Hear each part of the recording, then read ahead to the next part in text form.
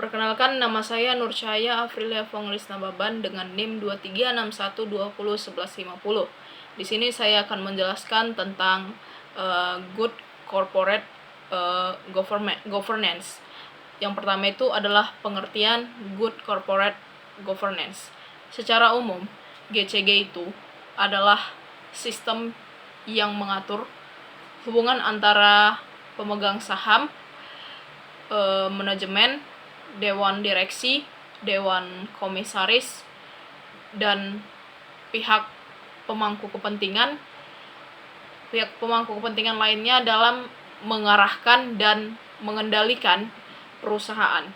Nah, GCG dalam etika bisnis itu merupakan upaya menciptakan perusahaan yang dikelola berdasarkan nilai-nilai moral, nilai-nilai integritas, dan nilai-nilai tanggung jawab sosial juga.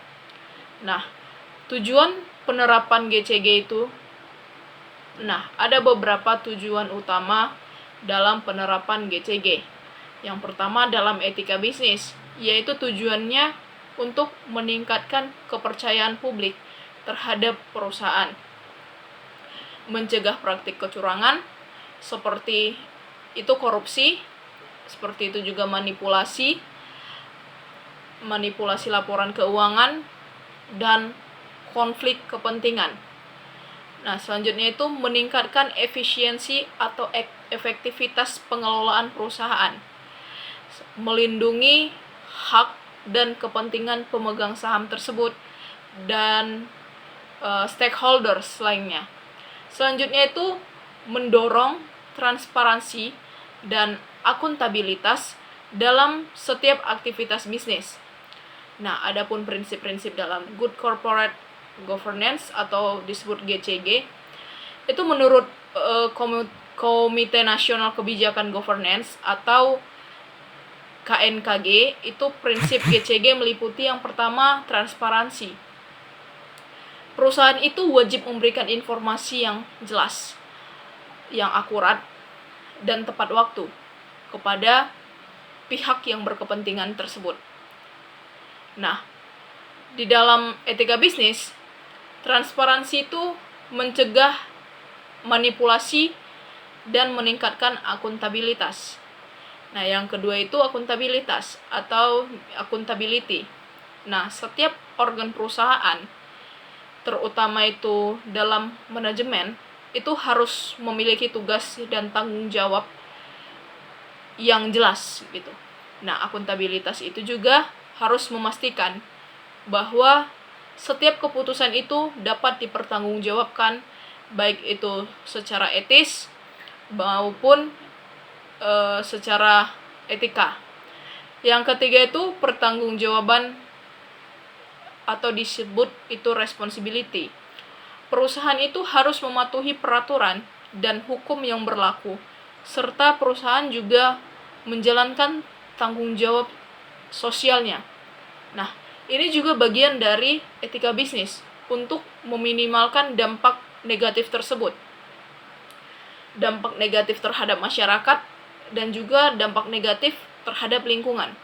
Yang kelima itu manfaat penerapan GCG dalam etika bisnis. Nah, manfaat penerapannya itu yaitu meningkatkan reputasi perusahaan dan meningkatkan nilai perusahaan dan daya saing dalam mencegah fraud, korupsi, dan penyalahgunaan aset tersebut, dan juga mengurangi resiko hukum dan operasional, dan menjamin keberlanjutan bisnis tersebut. Nah, hubungan GCG dengan etika bisnis itu, GCG itu merupakan alat untuk